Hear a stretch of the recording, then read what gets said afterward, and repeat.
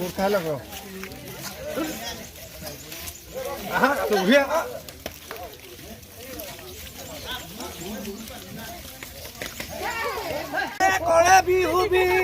আজি আমাৰ আনন্দ গৰু বিহুৰ দিনা আমি আগৰ পৰম্পৰাগতে গৰু বিহু উদযাপন কৰিছোঁ আৰু এটা বিশেষকৈ আমাৰ দুখৰ বিষয় যে আমি প্ৰত্যেক বছৰে নদীত গা ধুৱাওঁ।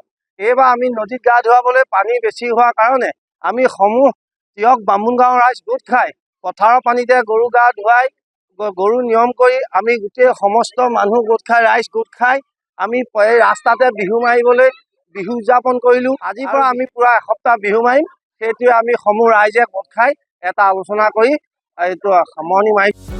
যিকোনো খবৰৰ বাবে যোগাযোগ কৰক আমাৰ এই নম্বৰত 9181 307 221।